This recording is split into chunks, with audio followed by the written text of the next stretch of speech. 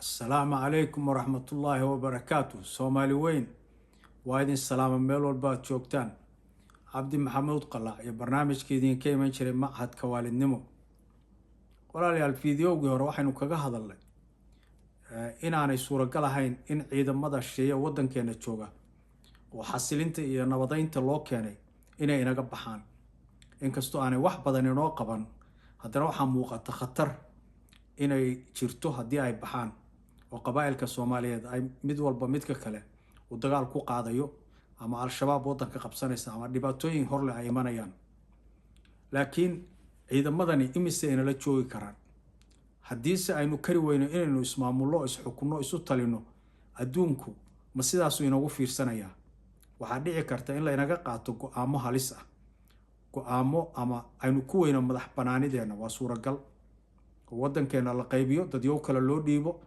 ama la yiraahdo waa la idin maamulayaa ma garanaysaa sidii waagi hore oo xorriyadda aynu doonaynay trusteeship layna geliyo waxyaabahaasi dan inooguma jiraan marka maxaa la gudboon dadka Soomaaliyeed waxaa la gudboon inay bartaan inay ismaamulaan oo is aaminaan waxyaabihii inagu dhacay oo dagaaladii iyo dhibaatooyinkii haddaynu doonno inaynu kala aargudanno oo xanaaqa iyo ciilka iyo waxa iyo balaayadu ay inta inagu jirto meel gaari mayno laakiin waxa loo baahan yahay inaynu taa ka baxno oo aynu taa darteed eegno danta guud adduunka dawlado badan oo soo maray dagaal sokeeye ayaa ka gudbay waxay uga gudbeenna waxa weeye muhiimaddu waxay eegeen ma garanaysaa danta guud bay eegeen adduunku marka si taa looga baxo wadamadaas oo dhani waxay mareen hab ah in laga baxo aargudasho inaan meesha la keenin iyo in ma garanaysaa ciilka iyo waxa iyo carada la yareeyo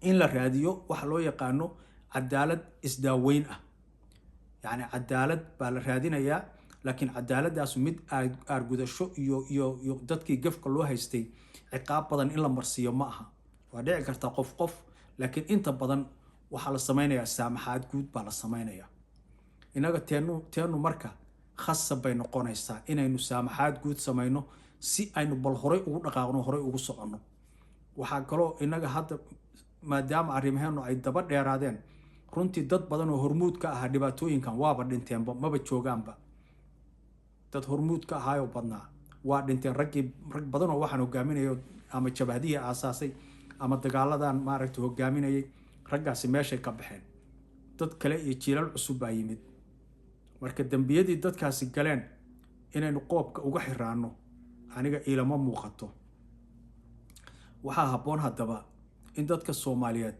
ay runtii isa saamax u dhaqaaqaan oo ay ka fikiraan war seebaynu u wada shaqeynaa u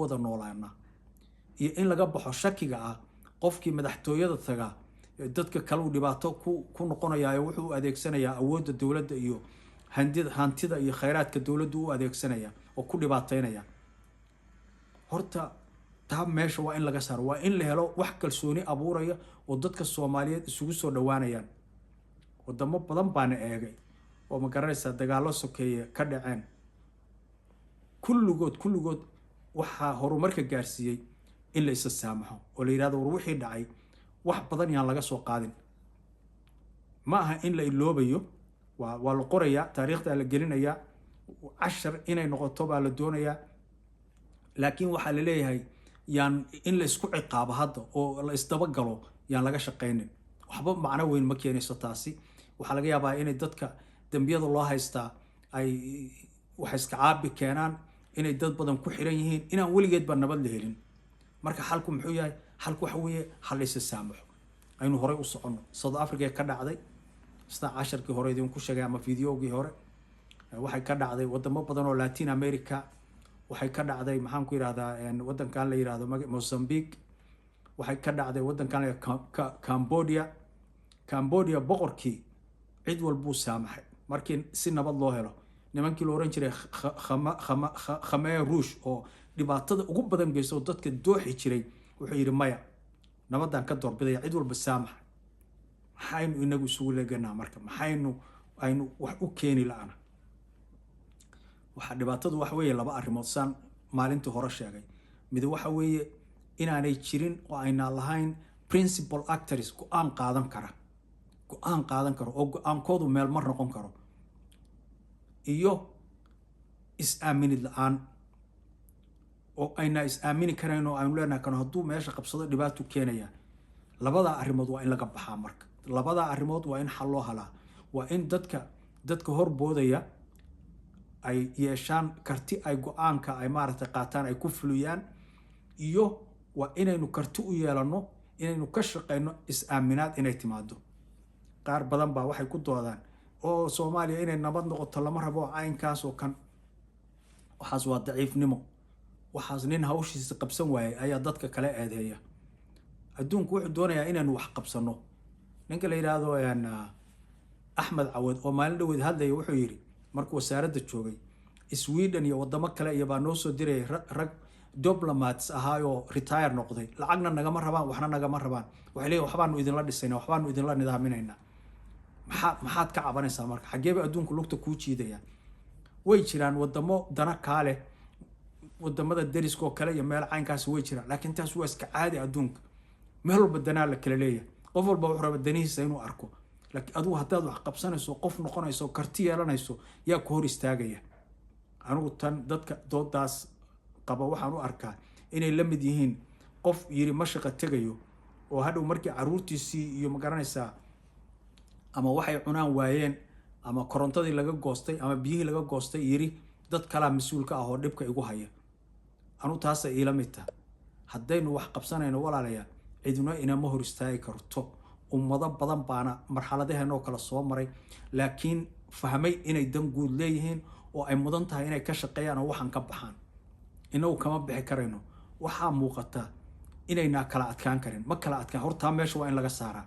intaynu isku duullo caynkaasoo qabiil Soomaaliyeed qabiil qabsado kano, waxa horta waa inaynu meesha taas waa inay meesha ka baxdaa. waa inaynu garanno in ay mudan tahay in la is-aamino la wada noolaado.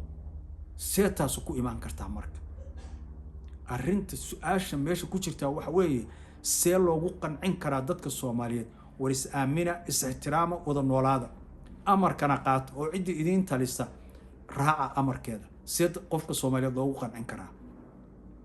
anigu jawaab uma hayo taas, laakiin waxaan ogahay inay tahay biyo kama dhibcaan intaasu meesha timaado. dadka Soomaaliyeed bay marka ku xiran tahay inay ka fikiraan runtii oo qof walba yiraahdo maya aniga maslaxadeedu waxay ku jirtaa nabadgelyo, deganaan, midnimo, aan helo raaxo, aan ku shaqeysto, meeshaan rabo ku maro, meeshaan rabo tago, caruurtaydu iskuul ku helaan, biyo nadiif ah, caafimaad, deegaan wanaagsan, guryo wanaagsan, sida bini aadamku u nool yahay inaan u noolaan rabnaa. hadda sidii eydaynu u noolaa, sidii eyda, baqdin iyo kala carar iyo tuhun iyo mashaakil, yacni humanity-geeni ama bini aadamnimadeeni oo dhan baa hoos u dhacday. hoos bay u dhacday. bini aadamku waxa la rabaa inuu level sare joogo, inuu wax wanaagsan ka fikiro, inuu wax qabad leeyahay. innagina waxaynu ku jiraa baaba. deegaankeenii baa baaba'ay, magaalooyinkeenii baa baaba'ay, wax walba aqoontii baa baaba'day, dadkii oo dhan baa inaga cararay, kuwii wax bartay iyo kuwii hantida haystay waddanka ka baxay intoodii badnayd. xagee baynu u soconaa Soomaaliyeed? yayna ku mashquulin ajnabi iyo dad shisheeyaa baana haysta. waddankan waa loo tashaday, waddankan caynka waddankan cidino uma tashan. waa inaad idinku aqbashaan responsibility-giina. mas-uuliyad baa idin saaran, waa inaad aqbashaan. iska daaya waxaana aad raadinaysaa cudurdaarka. aduu qof walba hoggaansan, aduu qof walba wanaag qaybtaada xaggaaga kala imow. runtu waa saas. aduu dhinacaaga, aduu qof ahaan bal horta aduu qaybtaada qaado. sharkana ha ka shaqayn, fidnada ha ka shaqayn, wax isku dirka ha ka shaqayn, qabiilooyinka ha isku abaabulin. ma samayn kartaa adugu taas? intaa ma ka soo bixi kartaa?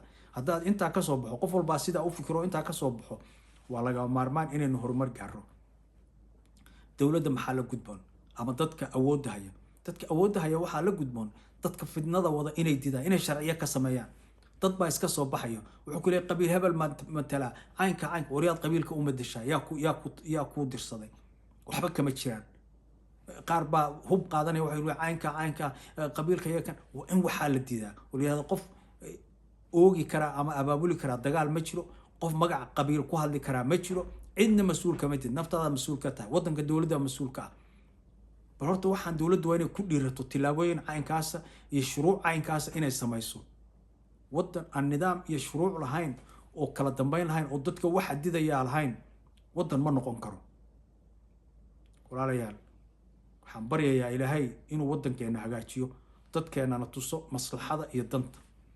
intaasaan kusoo gabagabaynayaa maanta. waa cabdi maxamuud qalla, barnaamijkii idinka iman jiray macadka waalidnimo. assalaamu calaykum waraxmatullaahi wabarakaatu.